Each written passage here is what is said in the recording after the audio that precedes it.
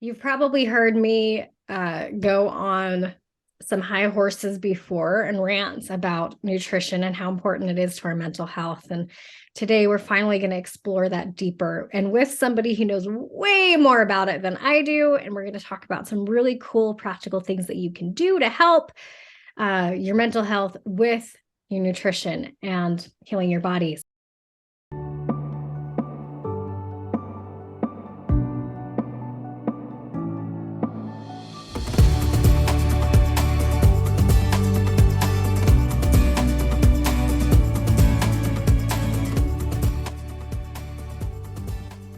Hi, everybody. Welcome to the Come Off Conqueror show. I'm so excited for this week's episode because I have a dear friend and colleague with me. Her name is Lisa Ann de Garcia. And Lisa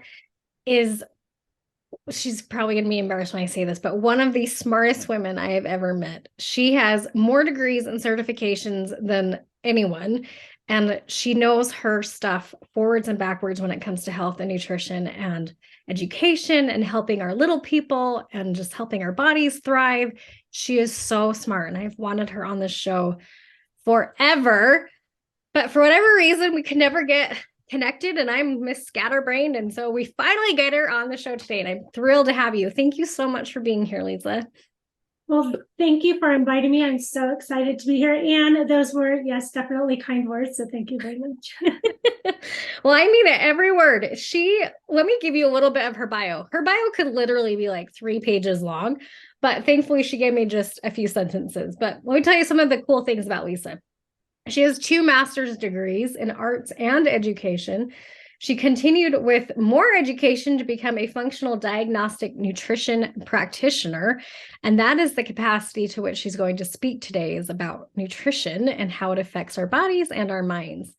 Lisa, her history, what she's done from work is she's helped parents and children struggling with learning, behavior, and coordination issues such as anxiety, ADHD, aggression, compulsion, dyspraxia, and blending educational therapies and functional medicine, functional neurology, and energetic and educational kinesiology. She helps these parents overcome these issues.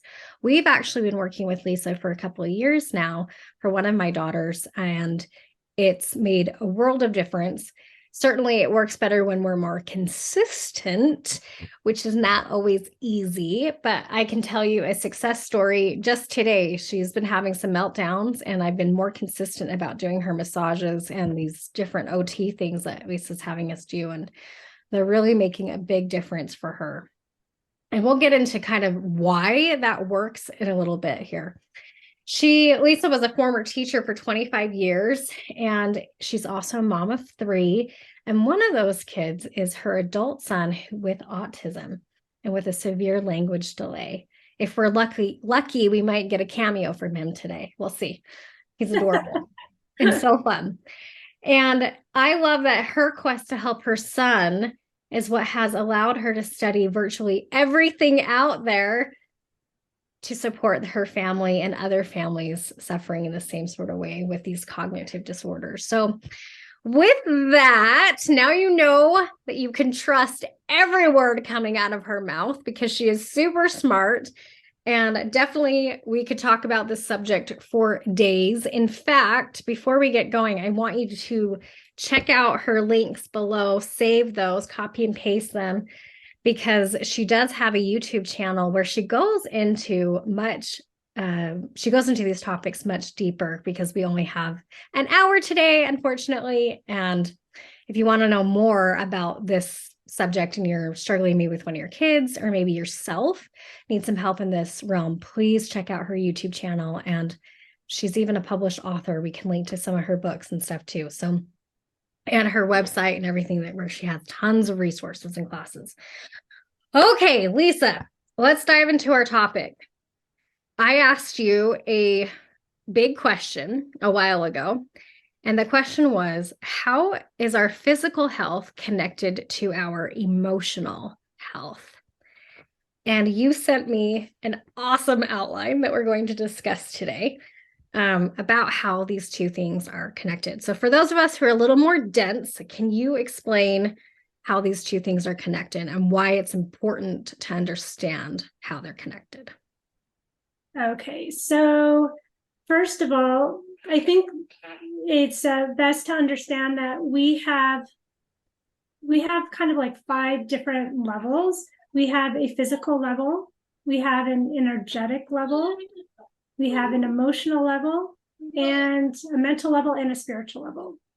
And so these levels, when we're thinking about healing, like whatever we have, we need to think about it from all these levels. So most people are very, very familiar with the physical level. So even if we're in functional health, or if we just go to the doctor, we're very aware of our physical level. So either medication or supplements or whatever, we're pretty much familiar with that. But what we're not aware is that those higher levels actually affects the other, but especially from the top down. So from an emotional, so I study under Dr. Klinghardt, and he's one of a world-renowned he's like kind of in functional medicine, acupuncture. He practices medicine in 3 different countries, and he's older now, so he now just lives pretty much in the UK. I think he might come back and forth to the States, but he was very much aware. He used to focus much more on the physical level and the energetic. He did a lot of acupuncture, but once he realized that the emotional, to address the emotional level, all of a sudden the physical level started kind of sorting out on its own. So, for example, cancer usually has an emotional root to it. Whoa, that's a big claim. Yeah. So people, if you go to really big cancer centers like around the world, probably, I don't know if any of in the US, but let's say you go to some that are outside this country. One of the things that they will address is they'll address the emotional component, like what was the root? Because we know that I work with kids. I don't really work with cancer, whatever, but I know that cancer can take 10, 20 years, for it to manifest. So usually that seed oftentimes is some kind of an emotional thing. So when somebody gets diagnosed, they'll ask, like, 10 years ago, what trauma did you have? Or what happened? And actually the point of the talk isn't really going too deep into this, but every organ that we have is related to an emotion. So, for example, our lungs in grief is very associated. Our liver in anger is associated. So when we experience a lot of anger, we're putting a lot of stress on our liver. When we're experiencing deep grief, we're putting a lot of stress on our lungs. And so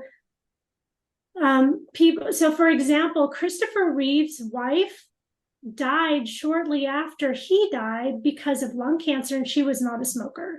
And so somebody might be able to connect that perhaps, that grief was a root that, led to that. So anyway, the point is that when we have emotions, our body traps emotions in our muscles and in our organs. And if we hold on to that for a very long time, then it can affect those areas, those organs, or those areas that are associated. So that's one thing to note, that if we're experiencing an emotion or trauma, or and for children, it could for us, it could seem very minor, but for them and their body, they're holding on to something that we might think insignificant as traumatic, and being embarrassed or something, and that can carry over and maybe lead to other physical type illnesses. So that's just one thing. So when we address and release those traumas, we can actually be affecting the physical level, because Dr. Klinghardt, he did tell us that he used to give, people would walk out of his office with like 50 supplements, because he does very specific kinesiology to figure out what supplements the body needs. But once he started realizing that within the session to first address the emotional component, then they walked out with 3. like, then a lot of that stuff just got things were getting sorted out. So that's how much power there is. So that's about as much, on that I kind of wanted to get into.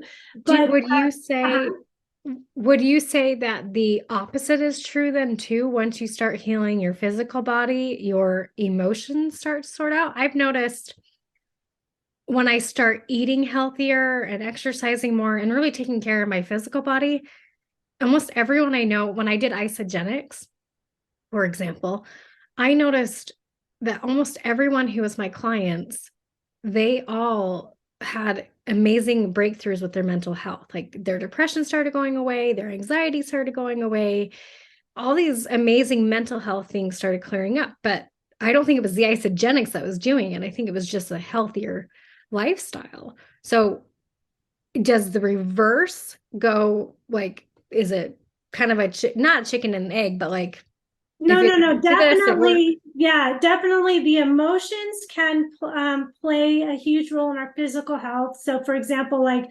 if they induce a trauma in a rat, it will cause neuroinflammation, which will lead to anxiety in that rat. So um, but but yes, then the next is true. Then our physical body definitely will affect our mental health. So, and that's actually what I'm kind of going to get into next, because so, for example, veterans who have increased inflammatory markers before they go to war, they experience worse PTSD symptoms. Then so the state of the body will affect how, in this case, how their body is reacting, or responding to that trauma, and then how does it lead to mental illness. So mental illness is largely, it's an epigenetic phenomenon. So epigenetic means that, the way that your genes are expressing themselves. Our genes, for those that don't realize, that even though you have a gene for something, all genes can be switched on or off, and your epigenetics is the way your environment affects that expression. And so it's driven, so mental illness is epigenetics, and it's driven by oxidative stress and inflammation. And the brain, so when we're talking about mental illness, we're talking about the brain. The brain is dependent upon the gut supporting it. And so a lot of people maybe nowadays are hearing more about this gut-brain axis. When my son, who's autistic, when he was little and we were going to, I guess he would be considered a naturopath, or he was an osteopath actually, that was the first time we ever heard about what gluten even was. Like we never, that was the first time we had heard, we were learning about the importance of the gut, but you never heard it on TV. Dr. Oz, I think was the first time we're like, oh, he's starting to make some of these ideas a little bit more mainstream. So now you hear like the gut, kind of this gut thing, and what's happening is the damage to the microbiome. So your gut obviously has, it's full of bacteria. Your whole body is full of bacteria. They're finding microbiomes around the brain, around the heart, in places all over our skin, which is, by the way, why sanitizer isn't like doing anybody any favors, because it's killing all your good bacteria on the skin. But your damage to the microbiome in your gut, that's linked to mental illness and impaired neurocognitive outcomes. So in utero, when a baby's brain is developing, the baby's brain is dependent on the mom's gut. So the mom's microbiome. So a lot of our kids these days, in today's society, our poor children are being born at such a disadvantage because our own guts as parents, as moms, are compromised and we don't realize it. And then we're passing that on, or that deficit on, to the baby, and the baby's brain, in order to develop, is dependent on our microbiome. So that's, yeah. So, I mean, if we want to think about, just as a side note, like if you're pregnant, whoever is listening, if anybody is pregnant or want to get pregnant, or eventually, or has a daughter, whatever, that wants to have a child, it's really important to address your gut first. And because then you're going to give your baby, the best start that, that we can. So, and I feel really bad because I didn't have, I didn't have a terrible lifestyle or anything. I mean, I thought what I thought was healthy. So I always kind of had a healthy mindset, but I know that, I'm sure that my microbiome was not where it needed to be. And all my kids have had issues. So can you explain a little bit more about leaky gut and leaky brain? Like how does, for those of us who have not studied as much as you have, what is leaky gut exactly? Okay, Hear so that term floating around, and what does yeah. it mean when you say leaky brain? Okay, so our intestines, like on the inside of our small intestines, it looks kind of like a carpet, right? Like a shag carpet. So it has all the villi and it has like little microvilli on top of it. And when we have, for various reasons, it can be the glyphosate that's sprayed on our food. It can be gluten itself. It can just be the toxins. It can be pathogens. Whatever it is so it's kind of like mowing down the villi.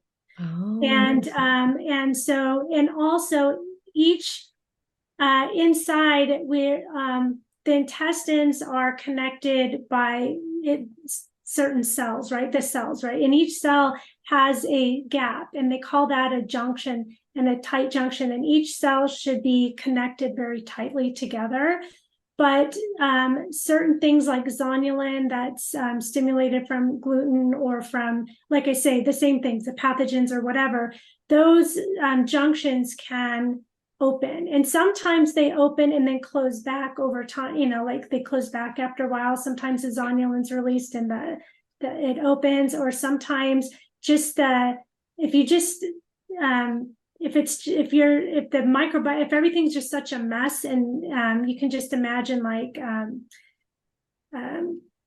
you know everything's just very loosely connected, so then these junctions kind of come apart, and those are gaps where proteins or food particles or pathogens or things can get through, and it gets directly into the bloodstream. so it literally is leaking. Okay. Yeah. It is All right. very, This makes yeah. sense Well, now. they're like holes in the gut, and so and different things can cause them.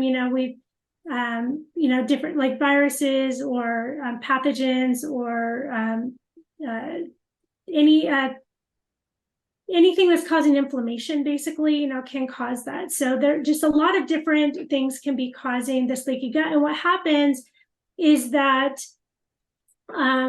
so if we're already, especially kids, if we're already having a problem digesting our food, which most people do, so let's imagine a protein is a strand of pearls.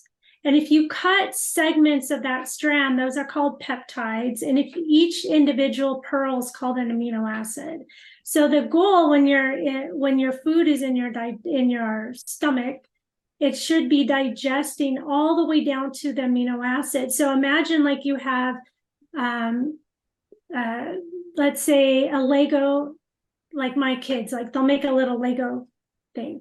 So let's say that's your food and you eat it. In your stomach, what you want is each little Lego to come apart. Okay. And then your body is going to take each Lego and reconstruct it into what it needs. So it comes from, like, you have that chicken meat protein. It basically should digest into individual amino acids, and then your body reconstructs and makes proteins for your cells or whatever it needs. Okay, so that's what should happen. And oftentimes if you've ever seen your child's stool, a lot of times it has like full foods in it, like it didn't even like digest at all, or it'll digest partially into these peptides. And if you have a leaky gut, so the first problem is it's, let's say, not digesting enough, which means you can't absorb it. So you can absorb the amino acids, but you don't absorb like the peptides. They're like too big to absorb and do what it's supposed to do.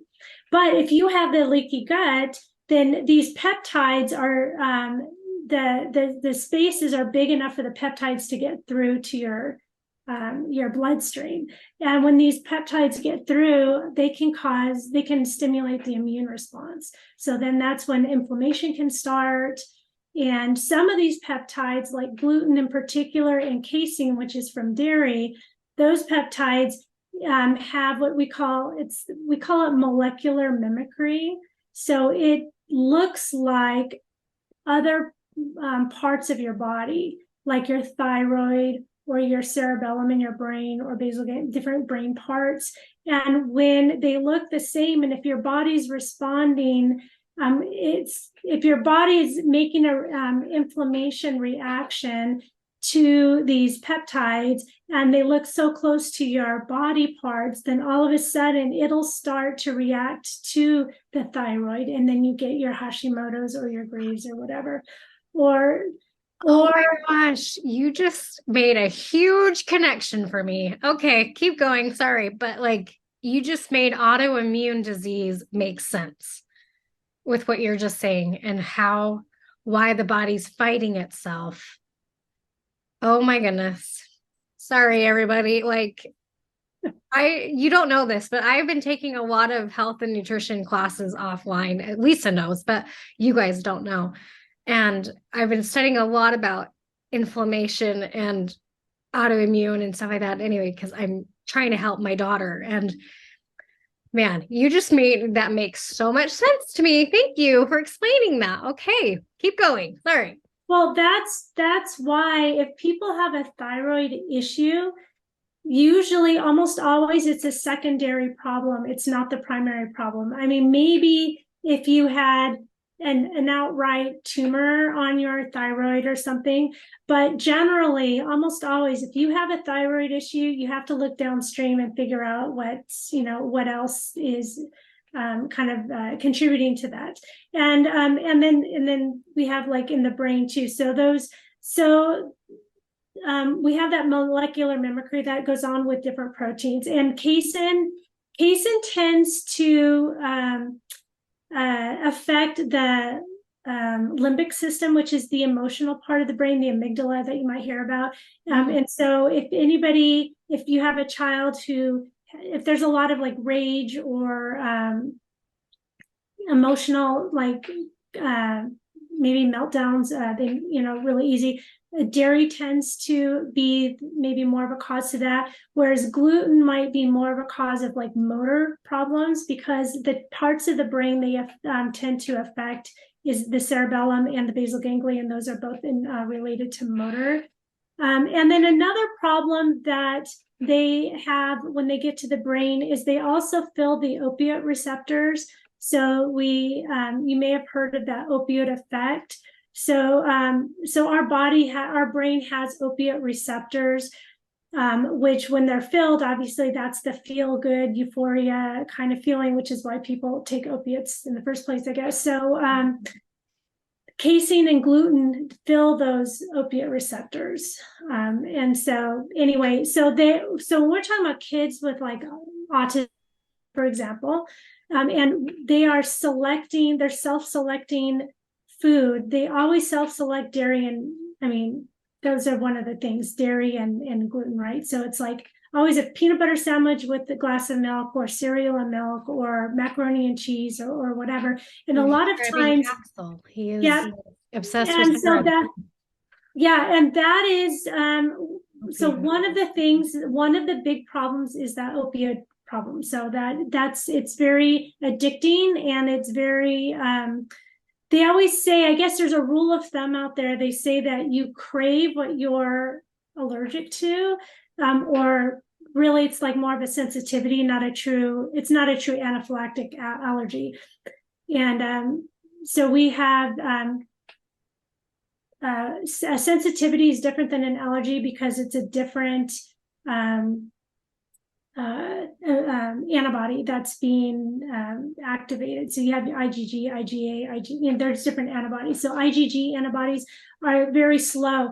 So something that you guys need to know is that when you eat something, if you are stimulating the IgG antibody, which is more like a sensitivity, it can take up to 72 hours for your body to be, or for you to get a symptom out of that. So let's say a headache, a rat, or let's say whatever the symptom's going to be, it can take up to 72 hours. So people have a hard time when they get a migraine, and you might say, okay, what did you eat? Usually people are thinking about today, but they're not thinking about what I ate 3 days ago or 2 days ago. Right. And so, so that's something to know. So that it's a very delayed response where anaphylaxis is very sudden. But So let's go back to well, so I wanted to finish talking about the blood. So we were talking about the leaky brain. So we talked about the leaky gut and what it does. So the brain mirrors the gut.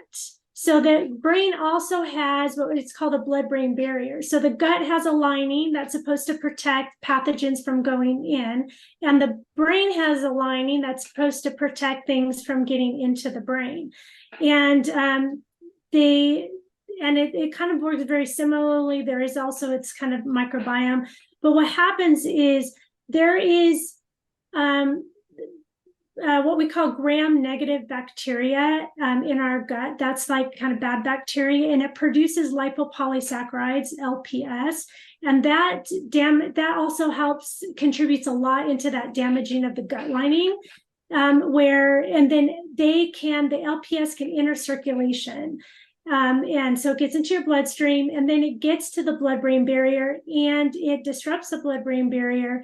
And when it creates like this leaky gut, it helps create the leaky gut, and then it goes in and helps create a leaky brain.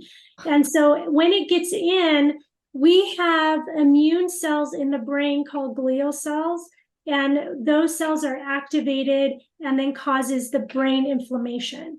So we have our body inflammation might be more from our bloodstream, but brain inflammation is activated by the glial cells. But something has to get through the blood-brain barrier to cause that inflammation in the brain. And how does brain inflammation affect the body and mental health?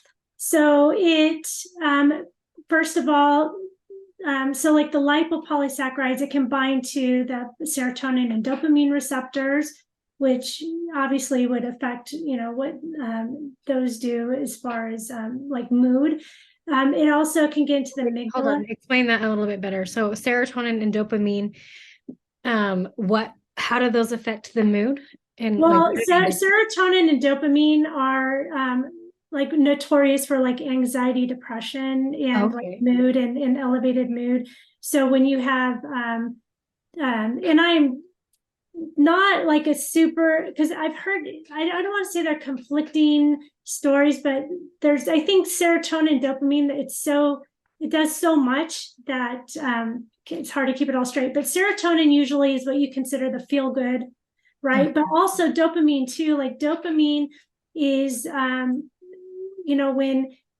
when your kids are on like playing video games, those are dopamine hits, or that pleasure center. So but sometimes when they get out of balance, you can be get into depression, you get into anxiety, so you kind of want it to be balanced. But so the lipopolysaccharides can disrupt that. And also the amygdala is that alarm center in the brain, like, oh, there's something I have to be aware of or pay attention to. And the hippocampus, so they're right on, like they're connected, and the hippocampus is the part of the brain for short-term memory.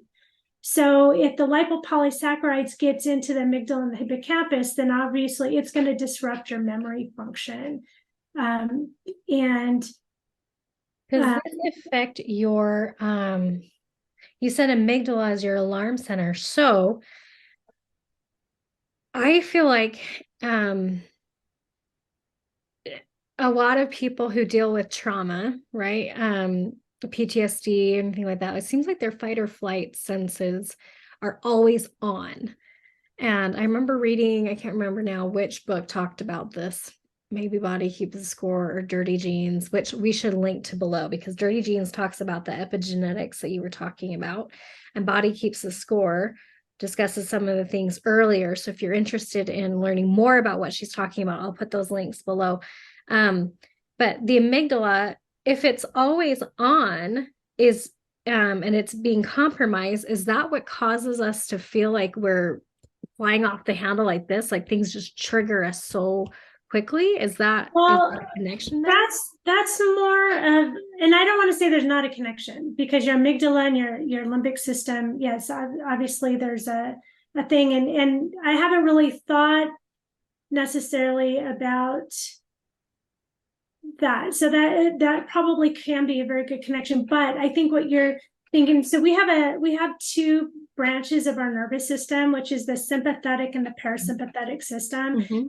And the sympathetic is that fight or flight, and the parasympathetic is that rest and digest. And we also and we actually have a freeze component, which is different. So we really have like kind of these three things that are happening, and we should be able to go into fight or flight and then come back into rest and digest, right? Somebody breaks into our house, we definitely want to be there, but we don't want to be now responding to that forever, right? Right. So we can definitely get stuck in, so we have, like, if we think about a circle, one end, one part is the freeze, right? Like freeze. And then, and we have the sympathetic, which is the fight or flight, and then the rest and digest. And then inside each one,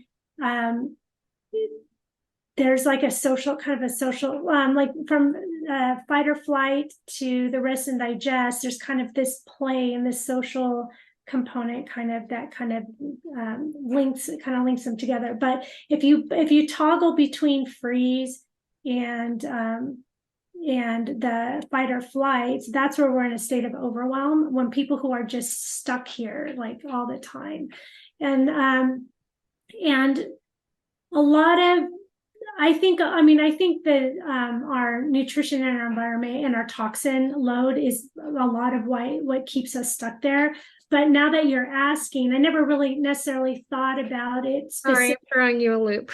No, that's okay, because it's making me think, well, if the lipopolysaccharides are stuck in our amygdala and it's keeping that alarm system on, that definitely could be one of the reasons why. But yeah, so that's actually a really good question. And it totally makes sense, because everything is so interconnected, and that's the beauty of the body. Because if you go to your doctor, you have specialists, and a guy who only knows your nose, and a guy who only knows like your carpal tunnel, your wrist or something, or your liver, but they don't realize that everything is so interdependent and so interconnected. And so definitely one thing can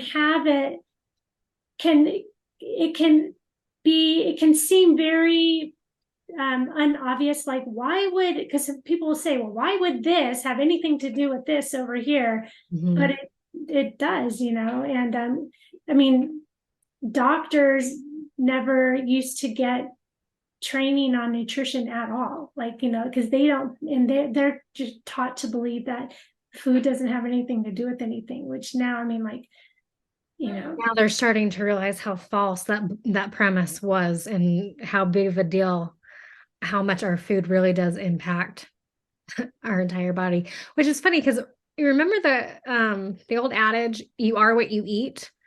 What happened to that? Why did that go away from our society? Or the concept of junk food is now normal food. And it's interesting to me to see the evolution. And it's even more, it's like, it's you are what your food ate. Yes. Oh man. And that's scary to think of. And that's why, they say all these nutrition experts are really big on grass-fed, not just grass finished, but grass fed animals and pasture raised, and no hormones and no toxins. Okay. Wait, just a second, before we go on, just to finish the thought. Yeah. When inflammation is triggered in the brain, wherever that is, those are the symptoms that you're going to experience. I mean, it might sound kind of obvious, but maybe you don't think so.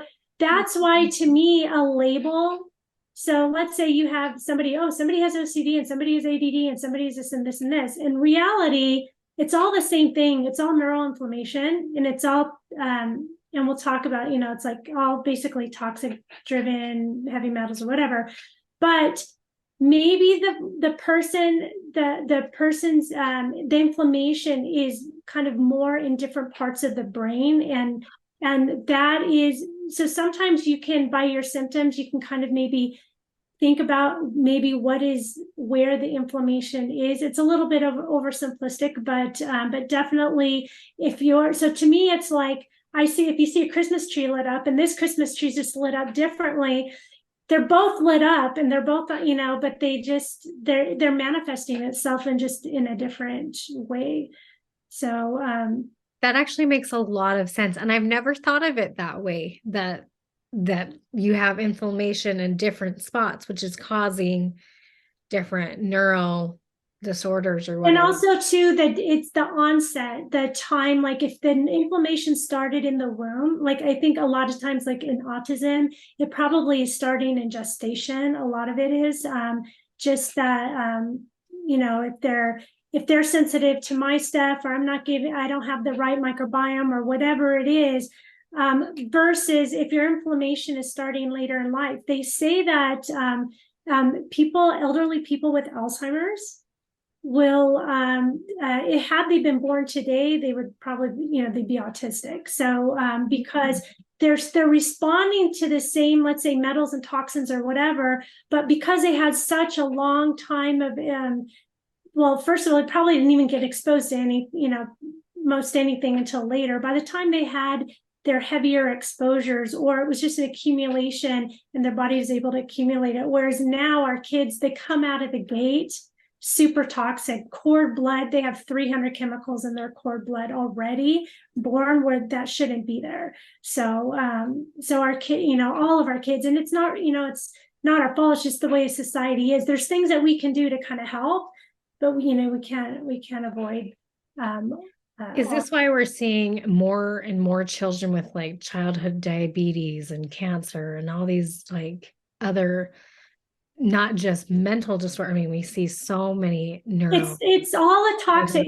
Everything that we're experiencing is due to environmental toxins, and so all this chronic stuff. Everything in the past would be like, okay, a 1%, if like 1% of the population would experience something, you would consider that part of the gene pool or something, right? But when all of a sudden, since like 1989, in the 90s, and everything started going up and up and up and up and up, everything, all that's all environmental toxins, and that's in your water, in your air, all the chemtrails that they're spraying, around, in your food supply, in what we use to, cleaning supplies have been around for a long time, but and then on our beauty, it's everything all compounded, and then the technology and the Wi-Fi and the 5G. So I just want to bury myself and put my kids in a bubble hearing that. Yeah, It's frightening. Yeah, so the problem is like we don't have control over everything, but we do have control over things that are in our house. And there are things that we can, we can do to at least to minimize what's in our house. And in your house, you still get Wi-Fi signals from your neighbors, but and it's worse if you're in an apartment building than if you're in a house where you have some space. But it's, turning off your router at night. There's things that you can do. You can clean your house with vinegar and baking soda and water, and it'll be clean, I promise. And so you don't, most everything that we do is because of marketing. Everything that we buy, people love that clean smell. I can't stand that clean smell. Like I go into something, I'm like, oh my gosh, it smells like bleach, or it smells like Pine Sol. And some people think this, it's not clean unless they smell it, because they've been so trained to believe that. So is it okay if we talk? I mean, I know you have an agenda here, but is it all right to talk about, actually, I think this is the next part of your agenda. What do we do to help lower this inflammation and heal our leaky gut if our environment is out of our control, but Let's talk about the things we can control because I'm sure we just caused some major anxiety with some people feeling like, oh crap, I'm doomed. But you know But what? don't worry. No. We got ideas for you. Well, knowledge, first of all, you have to just be aware that it's a problem, because if you're not aware, then you won't know, to look for things. And the first thing you have to do is you have to reduce your toxic load the way, the best that you can. So be aware. And probably the best way that you have control over that is by reading the ingredient labels on your food. Okay. And if you can't pronounce it, it's probably toxic. yeah, and just like eat real food. I mean, like just eat stuff that grows out of the ground. Go to your vegetable and fruit section. Try to buy organic when you can. When you can't, when you get home, there are ways to clean your fruits and vegetables. You can, there are hydrogen peroxide solutions you can make, that's really cheap. You can have an ozonizer. There are ways to, kind of clean off your stuff. I'm going to link to a couple of things for you if you're interested in that. I'll put some links down below. I'm taking notes, everybody. So I'll put links. Don't worry. So, but anyway, clean, eat real food. If you have to buy something that's in a package, make sure that you understand the ingredients. But yeah, anything that's artificial colors, artificial sweeteners, all of that stuff. So the first thing you can do is when you're buying your food, try to make sure that you're buying real food. Okay. And in clean food, it's in as much as possible. Cleaning, it's cheaper. I promise you, it's cheaper to clean with baking soda and vinegar than to buy all the other stuff. We do it and it works beautifully. I don't love the smell, so I usually end up diffusing some oils afterwards so we can get rid of the vinegar smell. But oh well, yeah. And so my husband will, like, we have a carpet washer and we have a couple of rentals, and so sometimes when when he washes the carpet, he uses, or especially in our house, he'll just use vinegar and not the carpet shampoo. And it's like, your house smells like a bag of potato chips for a week, or a week, literally like a day. I didn't even mean to say a week. But it's really clean. And then whatever you're putting on your body, I personally make my own goat milk soap and I make my own body butter, and it sounds scary, but it's super, super simple. But literally, if I had to, I could eat the body butter because it's all food. It's like cacao and coconut oil, and I mean, like, if I had to put it in I don't drink coffee, but if I had to put it in coffee, I mean, I could, But so when you put it on, you smell like a cookie, and it's good. Yeah, you do, and okay, for those of us who don't have time to make goat milk soap or body butter, we will find you some solutions offline. But the thing is nowadays you can go into your local health food store and they, they're easy to find nowadays, where like 20 years ago it was, hard. That's what I love about like Good Earth and Whole Foods and those types of stores. I actually have found that a lot of things at Good Earth, their organic vegetables are way cheaper than at Smith's. I was so surprised to see their prices on their vegetables from their organic side. It was amazing. So I'm shopping there a lot more often because it's actually cheaper, which I always thought it was more expensive, but on some things it's less expensive. Just saying. Another thing that you need to do is you need to start trying to lower your inflammation and heal your leaky gut. So foods are very inflammatory. So if you have any suspicions of food, you can do a what do they call it? Food sensitivity test. Well, you can do a food sensitivity test, but you can also just take out a bunch of foods that the elimination diet. Yeah, the elimination diet. So you Google online a bunch of foods that are typically problematic, like corn and soy and dairy and gluten and, the typical things. And if you suspect anything else, take them out of your diet for 10 days. Gluten is the only one that takes 3 to 6 months to clear your system. Everything else takes 10 days. After 10 days, you can just take one item, put it back in your diet for like 3 days and see if you notice anything.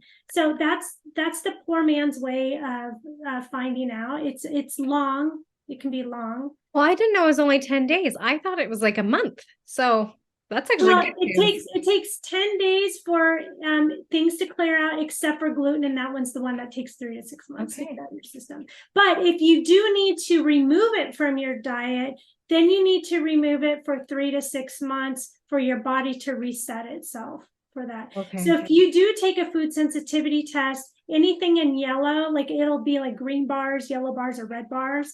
The green bars are like the pretty safe things, and then the yellow ones are like, so anything in yellow, take out for 3 months. Anything in red, take out for 6 months. And then your Oh, body will reset itself. oh, okay. My when I did this test just a few weeks ago, the lady told me to take out the yellow and red for um well, she said ideally 3 months, but she said you could probably get away with just a month, but it sounds like I need to do this a lot longer. Yeah, I would just do Um, it for just do the yellows for. But if you have a laundry list of food sensitivities, it's really more your gut is leaky, and so we need to address that. And you can um, bone broth is but you need good quality bones, like you need grass-fed bones, but bone broth is good. And then I have some products, well, they're not my products, but I mean I have some suggestions at the end that I'll make about for different things. So so there's if some. someone wants to do the food sensitivity test, the actual one with the blood, like the blood, it's a blood test, everybody. And Lisa can you order that for people? They just have to go get the lobotomy, or I mean, lobotomy. Is it phlebotomy or Phlebotomy is what I meant. You go to a phlebotomist in yeah, the lab and get it done, right? But yeah, you in can just fact, do when that we did here. it, I just walked into a hospital lab. They did my blood draw, put it in the box, and I walked out. They didn't even charge me. So, Okay. All right. But Lisa can help you figure that out. If you're interested in really diving deep, like maybe you're like me and you've tried the elimination diet and it didn't do a ton for you. And it's because something on that elimination diet you're actually sensitive to, which is what happened to me. Sweet potatoes are approved on the elimination diet. Turns out I'm sensitive to those. Chicken was approved on that diet. Turns out I'm sensitive to it. So some weird stuff came up. I ended up having to do the blood test. So, but Lisa can help you with that. All right, keep going. Sorry. yeah, so yeah, there's supplements that you can take just to to heal the lining. Okay. But and then another thing is to improve the biodiversity. So you want to using probiotics and a spore-based biotic. So my favorite one is Megaspore Biotic, and we'll put all those in the notes.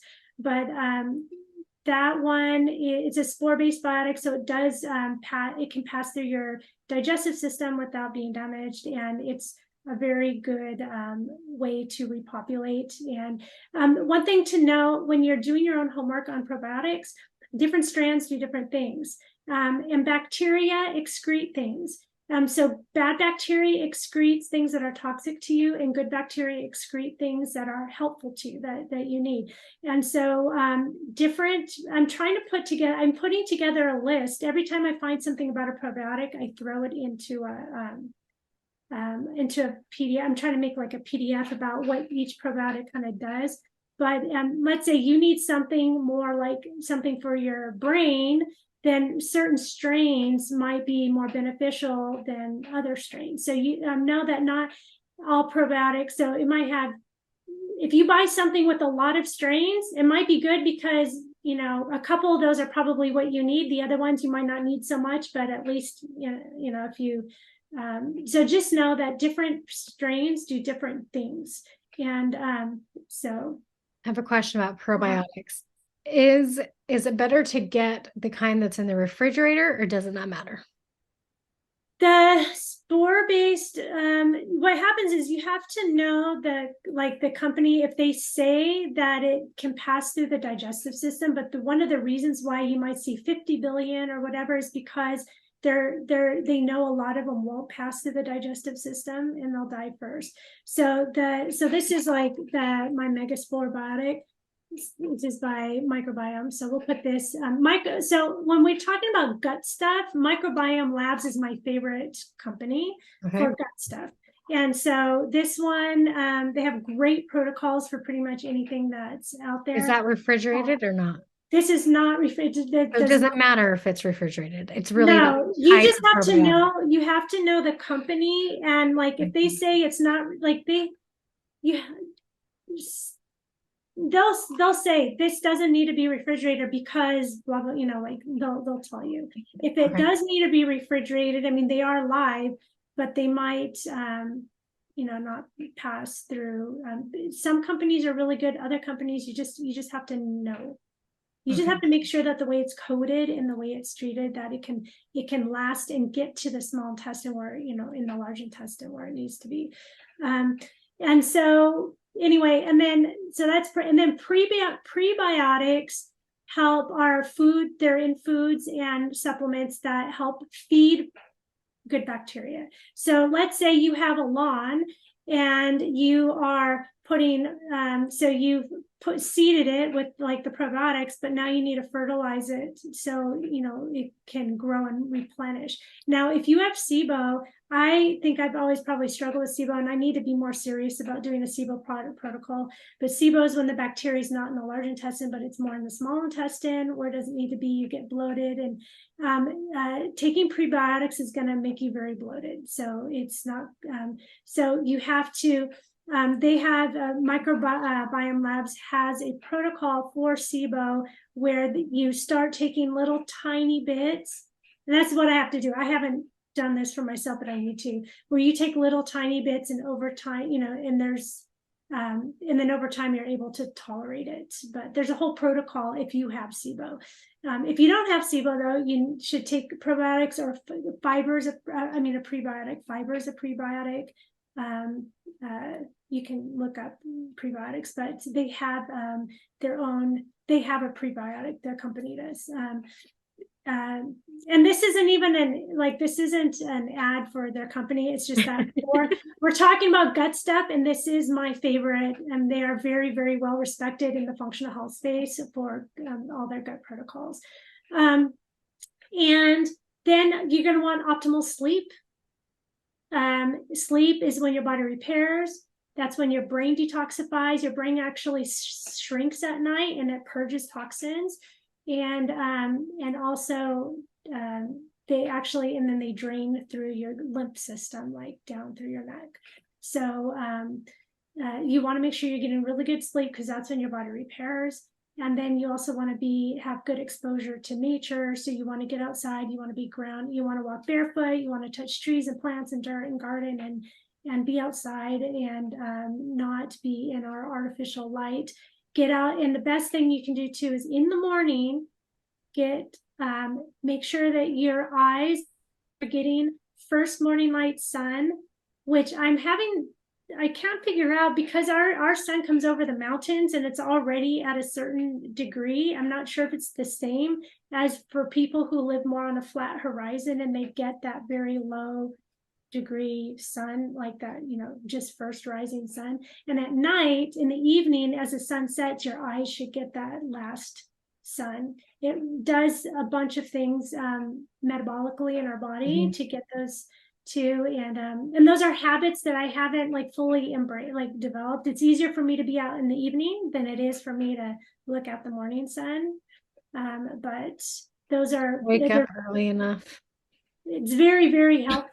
It's very, very helpful for your whole circadian and for everything. That's one of the things they suggested in that course that I just took. Was she talked about the morning sun, and she mentioned a light product. Have you heard of this? It's a light that you can just put in your kitchen and just turn it on while you're doing getting breakfast going and stuff like that. It's for people who live in places like Seattle where they just don't like that. It's like a full spectrum light or something. I'm gonna have to look for it and put it in the notes. But it sounded really cool and like something that I should maybe do, because I'm not a morning I wake up at like 7:30. And by the way, everybody, speaking of light, everybody, you should have incandescent light bulbs and not LED or fluorescent. So right now, while you can still find them on Amazon because they are, well, Obama tried to phase them out a long time ago, but I think now they're being phased out. You want incandescent light bulbs. So like go to Amazon, stock up, get your incandescent light bulbs. And because fluorescent light and LED is really bad for your thing. And if you're on the computer late at night before you go to bed, if you have a setting for like an evening setting, if you have those like blue blocker glasses or a filter for your like one of those filters you can hang over your computer, but blue light really messes with your pineal gland and your melatonin production. So it can, if you're having trouble sleeping, then try to be off your technology at least an hour or two before bedtime. At night, filter your, wear the yellow glasses or whatever to filter out the blue light, and try to, because all our technology is messing with our circadian rhythms. And melatonin not only just puts us to sleep, but melatonin is our brain's detoxifier. It's like our glutathione. It's glutathione and melatonin are our body's most potent detoxifiers. And so we want to make sure we don't mess with our melatonin production. But anyway, I wanted to, for microbiome has this product called ZenBiome Cope. And this one is, I don't even have the sheet with me, but it has a specific strain of a probiotic in it. And it has saffron. Saffron is for the hypothalamus, for the inflammation in the hypothalamus. And this is really good for brain mental health, mental wellness type issues. Okay. So this product, it's a newer product that they have, but it's a really good product. But they have a product for repairing your gut called Mega Mucosa. And I'm going to send you a list of all of this. So you don't have to frantically write everything down. They have a product called Mega Marine, which is the omega, because we're talking about brain health. DHA helps build your brain. It's really important. It's an omega-3 fatty acid. But so they have Mega Marine. You can buy good quality, DHA in other places, but I mean, it's the same company, so they have it. And it comes from, I think this one's a non-fish source. It comes from the actual kelp, like or the seaweed, because the fish get it from the seaweed. That's how the fish have it, and then they eat it. So it comes more from that. And then there's a product for inflammation called IgG 2000, which is if you have a lot of inflammation, you want to take that to, or if you have a flare up of inflammation, some kind of an inflammatory flare up, like. Then you can take the IgG 2000 to help calm down your system and regulate your system. So this company, I mean, I'm part of a lot of companies, as in like I have practitioner accounts with a lot of different companies, but for gut stuff, this is like a really comprehensive. They have something for everything, and then really quickly ways to support emotions, because now we're on the flip side. If you want to support your emotions. If you're familiar with EFT tapping, if you don't know what that is, just go Google. There's like a billion videos, but EFT tapping, you're tapping different meridian endpoints and you're like saying affirmations, and that helps your body to release emotions.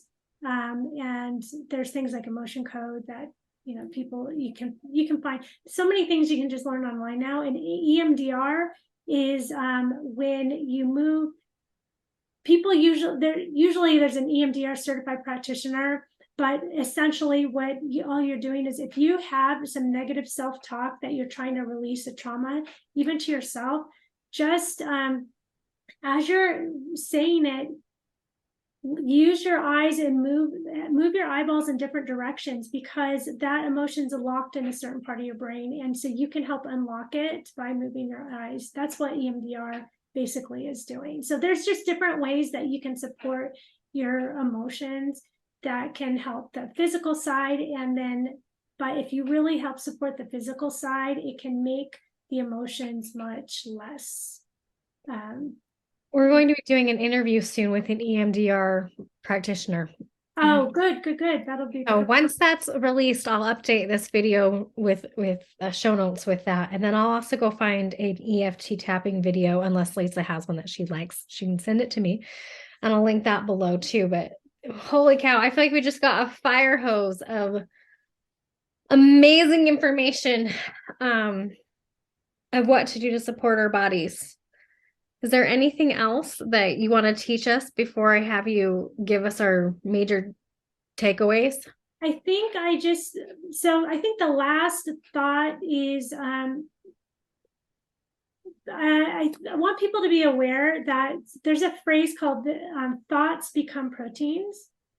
And whatever you're thinking, then that actually there's something metabolic and it creates a protein. And then we start, because, like if you ever start thinking about something, and then when you think about it, then all of a sudden what you're doing is you're creating a whole neural network based on that thought. And then, and then if you think about it too much, you can even dwell on it, right? So just your initial thought.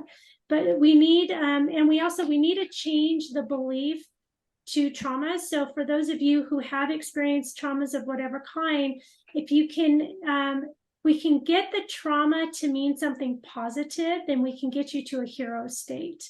So, which would be the neuroplasticity and like the change. So what you want to try, if you can, to stop identifying the trauma as the thing that has harmed you, and rather as the thing that has helped you help others. So if you can just shift the focus on the trauma, then you can, there a lot of healing can come with that. So, And do you think that that's partly because of the way this idea of your thinking creating the proteins, that as you're thinking those positive thoughts, it's literally sending positive yeah, positivity and negativity can't cells and stuff? hold, positive and negative, can't hold the same space, right? So, and it's all based on neuroplasticity, which means that your brain can always change. Until you die, your brain has a capability of changing. So yeah, so if you start thinking a different way and you're starting to create these neural pathways, and you stop thinking this way, then these neural pathways will not be reinforced. You'll be reinforcing something different. So There's a video that I did a little while ago, guys, that I'll link to it, where I talk about neural pathways and something that a therapist taught me on how to rewire those. Like when that negative thought comes into your mind, you essentially say the reverse thought, the opposite of what it is, and you repeat that over and over and over again a few times, as many times as you need to until you feel better. But what you're doing by repeating these words is doing what she's saying. And now this is making a lot of sense, because you're literally creating a chemical reaction in your body that's rewriting those cells and dying off those old neural pathways, and it works. Like I want you to know, like I am in such an amazing place now where it wasn't a few years ago, because I've been practicing these different techniques of when a negative thought comes in, I, as quickly as I can, recognize it as, nope, this isn't truth. What is the truth? And then I state the truth, and then I say it over and over and over again. And then I can feel my body relax. I can feel these changes, but I'm supporting those actions with some of this other stuff that she's laid out here. I'm definitely not perfect at this. I could be a lot better, as Lisa knows. I feel like we have the same type of conversation all the time. She's probably so annoyed with me. I've got to be her worst client ever. But I will say that when I sleep more, and I put sleep really as a priority, and I don't stay up, and I do eat better and stuff like that, I really have seen a huge difference in my mental health and in my family's. And there were things like the dairy thing, right? Like that sounded so way off in left field to me. When she first told me about casein causing anger, I was like, what? But I am living proof of that. When I have dairy, I am a lot angrier of a human being. So it's really interesting. I have just warded off dairy because I just feel like it's not worth the anger that comes along with it for me. And it was um that's kind of a hard thing to say goodbye to because there's a lot of yummy things that are dairy. But you can find replacements. You can find replacements. All right, Lisa, thank you so much for all this information and for your time. Holy cow, we went over. I'm so sorry. This should be not a shock to anyone who watches this show. We always go over. But if you had to say what is our main takeaway from today? What's the main thing you want people to understand and to remember if they forget most of today? What's the main thing you want them to remember? So our emotions affect our physical, and our physical affect the emotions. And the most, I would say the number one thing physically would be that microbiome affects our brain because it not only is destroying our own gut, like if we have the lipopolysaccharides, but it creates that, it goes through the blood-brain barrier and causes the inflammation in the brain. So the gut is really, really important and a key factor. If you want to really heal all your mental issues, you really need to start by focusing on your gut. Awesome.